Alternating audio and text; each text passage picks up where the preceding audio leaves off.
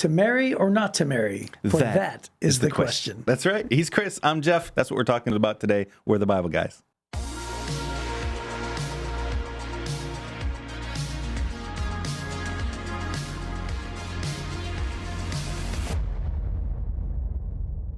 Hey, so Jeff. Yes. We have a thing called mailbags. And what we really do is we just sort of look through the questions that people ask when they type in, or email in. Sometimes they'll comment on the YouTube page, or sometimes they'll email us. So if you have a question, by the way, that you want us to discuss in our segment called Mailbags, please, we love this. Yeah, because it comes from you. It feels like we're interacting and answering. So email us at info@thebibleguys.com, and we would absolutely love to consider one of your questions. So this one is from Melissa L. Okay, Melissa. And by the way, our people said, since this episode is going to be airing on December 1st, what better way to start off this month than talking about Christmas? Oh, neat. So here's her question. Christmas. Melissa says, whether you were growing up, whether when you were growing up or now that you have your own families, do you have any special Christmas traditions? Oh. So whether it was a tradition when we were kids or now, what are some of your classic traditions? I think the one that stands out the most to me, I mean, there's Christmas trees and decorations and all that kind of stuff, presents. We still go to my mom and dad's house for Christmas. My kids do, the grandkids do, everybody goes to my mom and dad's house. And it's an insane number of presents. When you get all the boys, all of our families together, just mountains of presents. So that's always amazing. You walk around the corner and go, oh my gosh, that's so much. But the thing that stands out to me the most is my dad. I have a picture of him last year. He's 70, or he'll be 85 in February. And my dad's standing up and he's got his Bible and he always reads Luke chapter 2, the whole Christmas story of Jesus. And that probably, since I was 8 years old, I think that is the thing. Christmas doesn't actually start. Regardless of the Christmas trees and all the decorations and the mountains of gifts that are going to be given away, Christmas isn't officially started until Dad gets up and reads Luke chapter 2. Well, by the way, I'll just throw this out as a little teaser for our listeners who actually do attend our church, Heritage Church. That this year we're actually going to be passing out a booklet, a colored booklet with illustrations that are drawn by my brother. It is incredible. It is incredible, yes. Incredible. Yes. And it gives everybody the opportunity to read the Christmas story on Christmas. Right. So they'll be walking home with this unbelievably illustrated book with Luke chapter 2, verses 1 through whatever it is, 18 or 19 or something like this. And it's the Christmas story within Luke 2. And so anyway, that's cool. The pictures are beautiful. Yes. And this is one of those things. Hey, you've got the Christmas tree, Santa Claus, the Christmas presents, all that kind of stuff, the great meal that's going to happen, family and friends and Christmas carols, all that's beautiful and wonderful. Yeah. It's wonderful. Just make sure you put Jesus where he belongs. This is why we celebrate Christmas. Yeah, and I'll also say this: his name is in the name of the day. Yes, Christ Mass. Yeah. And I'll just say this as well for our listeners who attend Heritage is that this year we're calling the year of the invite. Yeah. And so we are very much stressing our theme this year is Upside Down Christmas. It's going to be incredible, and we're actually going to very much challenge our people to the goal would be every person to bring a person. Yeah. So we're going to concentrate on that. And for our listeners who can't, make it all the way here, we have listeners now. Yeah. We have listeners from 48 different countries. Yeah. And all 48 of the 50 states. Cool. So I think it's North Dakota. You guys need to step it up. And Rhode Island. Those are the two states that don't listen. But so listeners all around the world, lots of people who can't come, but you can tune in heritagechurch.com live in all of our Christmas services. Yeah, so we decided to stream every Christmas service on Saturday. Yeah. So December 24th, which is Christmas Eve. That's right. We actually have 7 services. So you can go online and find it. It's going to be incredible. So let me give you my Christmas tradition. Do it. We always buy pajamas on Christmas Eve and take my photos. wife does that. Yep. Yeah, we do that. And then also, we read Luke chapter 2. That's another one. But I think my favorite Christmas tradition is we set up our nativity scene underneath the tree, and then we always take the wise men and we put them far off. They came from the east, right? Yeah. And so we put them far off, and we try to put them east of the nativity scene. So our house is east would be toward the back of the door. Right. And then every day leading up to Christmas, one of our kids will take them and they'll move them like a foot closer. And then, that's cool. And they'll go from like the back door, then they'll be on the table, and then they'll be on the bench, then they'll be on the floor, And then and we just sort of laugh because we're like, oh, somebody must have moved them a little closer. Right. And when it feels like they get finally closer, and by the way, just hate to spoil it. You're gonna ruin it. Scene, you're gonna ruin it. But the three kings, or the multiple kings, we don't know how many there were. Yeah. They weren't even there during the nativity scene. They weren't even there. Right. They meet Jesus in the house. Yes, they meet Jesus in the house, and he was what, like 2 or something? Yeah, maybe sometime around 2. Yeah, sometime probably when he was 2 years old. So they weren't even there. Right. But we decide to on Christmas morning they make it. They make it. They are characters in the storyline. Yes. And so sometimes we just like to clump all those storylines together. Hey, it's a lot like this passage or this series we're doing right now as we're reading through the book of Acts. Yeah. Sometimes 4 or 5 verses are a year and a half. Yes. Right? Yeah. Or like this right now, we're in Corinthians because he wrote it at a segment when he's actually in Acts chapter 17 or something like that. He pauses and writes it. So now we're taking all this time. It's kind of the same thing. We kind of take a few words that may be spread over a significant amount of time, and we cram them all together and make the story out of it. And so that's just the nature of humanity. So there's nothing wrong with having wise men at the nativity. It just didn't actually happen that way. Right. Probably also didn't have angelic face looks on the animals' eyes as they're looking into the little thing either, right? The animals probably didn't even care about that baby there, but whatever. Yeah. So, that's all right. Now we're going to get hate mail. Until that moment, if you hadn't ruined the nativity scene, everything was going to be okay. But thanks. Sorry. Send all the hate mail to to czarba at heritagechurch.com. To which I'll just respond with one sentence. Truth is truth. Sorry. Yep. Okay. Well, so we mentioned, to marry or not to marry. He's really talking about singleness can really enhance ministry opportunities. So we referenced this yesterday. Yeah. But he's going to go on with it today. We're just going to finish the rest of this chapter. So we're in 1 Corinthians chapter 7, and we're picking up in verse 25. It says, "Now regarding your question about the young women who are not yet married, I do not have a command from the Lord for them, but the Lord in his mercy has given me wisdom that can be trusted, and I'll share that with you. Because of the present crisis, I think it's best to remain as you are. If you have a wife, do not seek to end the marriage, and if you do not have a wife, do not seek to get married. But if you get married, it's not a sin. And if a young woman gets married, it's not a sin. However, those who get married at this time will have troubles, and I'm trying to spare you these problems. But let me say this, dear brothers and sisters, the time that remains is very short, so from now on, those with wives should not focus only on their marriage. Those who weep or who rejoice or who buy things should not be absorbed by their weeping or their joy or their possessions. Those who use the things of the world should not become attached to them, for this world as we know it will soon pass away. I want you to be free from the concerns of this life. An unmarried man can spend his time doing the Lord's work and thinking how to please him, but a married man has to think about his earthly responsibilities and how to please his wife. His interests are divided. In the same way, a woman who is no longer married, who has never been married, can be devoted to the Lord and holy in body and spirit, but a married woman has to think about her earthly responsibilities and how to please her husband. I'm saying this for your benefit, not to place restrictions on you. I want you to do whatever will help you serve the Lord best and with as few distractions as possible. But if a man thinks that he's treating his fiancée improperly and will inevitably give in to his passion, let him marry her as he wishes. It's not a sin. But if he has decided firmly not to marry and there is no urgency and he can control his passion, he does well not to marry. So the person who marries his fiancée does well, and the person who doesn't marry does even better. A wife is bound to her husband as long as he lives. If her husband dies, she's free to marry anyone she wishes, but only if he loves the Lord. But in my opinion, it'd be better for her to stay single. I think I'm giving you counsel from God's Spirit when I say this. Yeah. So here's a single guy saying, man, singleness is pretty great if you're focused on the right things.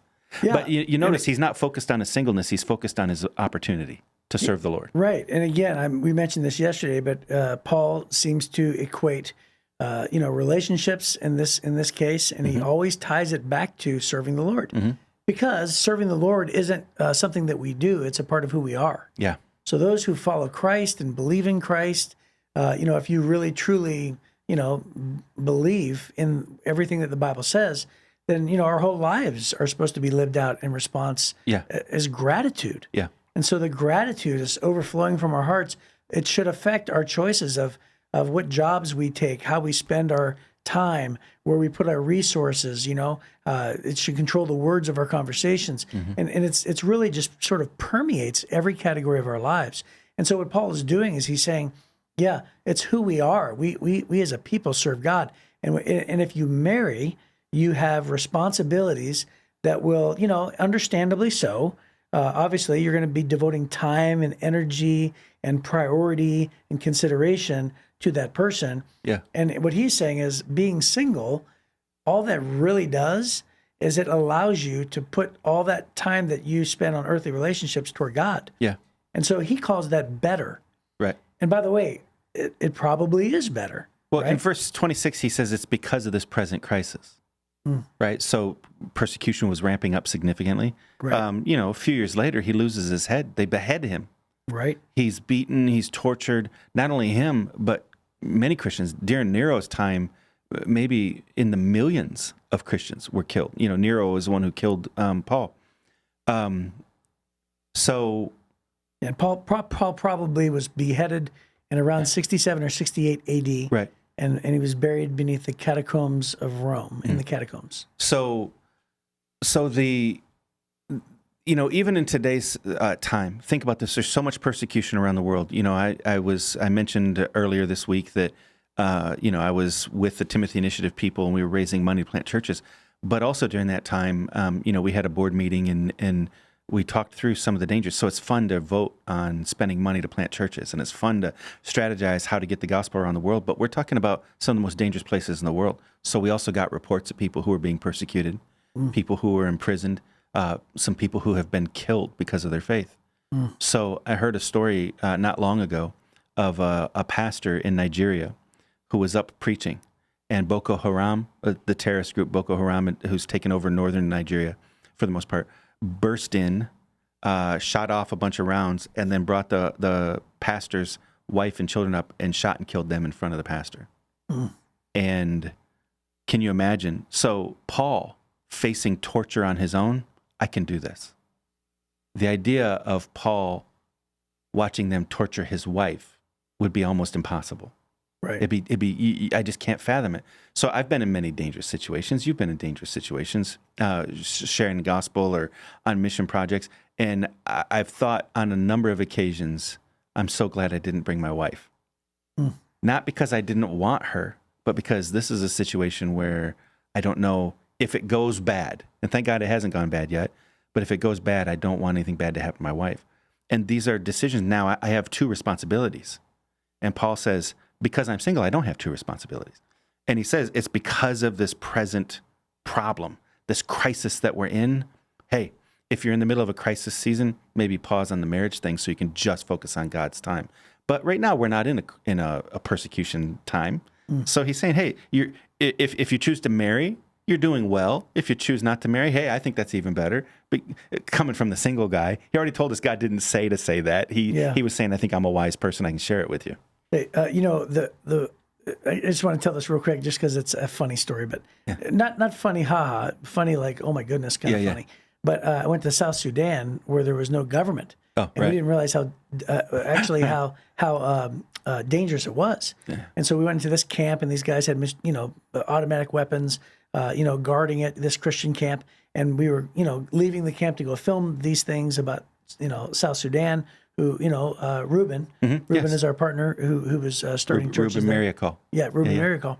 And anyway, so we're shooting with him. So we're sitting at this camp, and right across the dry riverbed, who, by the way, there were dead bodies in. Yeah. Because you can literally kill somebody, throw them in the dry riverbed, and there's no recourse because there's no government. Right. And so there was this big mob running through. What do you call that when there's like, it's not militia, but it's like vigilantes. Yeah, vigilantes. And they were just in that town like a month before. So we landed, and our plane couldn't land because there was too many goats in the field. Oh, right. And once they cleared, they landed. And the first thing they told us was that the vigilantes had just been here, but don't worry, they're north.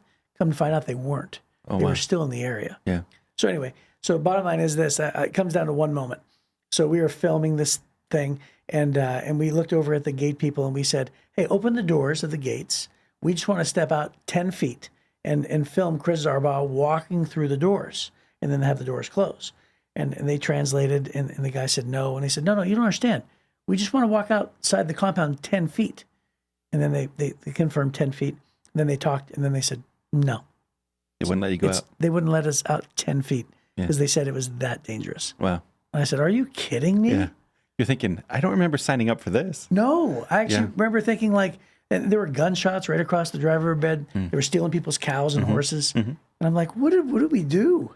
So persecution is real. Yes. Struggle around the world is real. Yes. And so Paul is talking from their current context, the situation.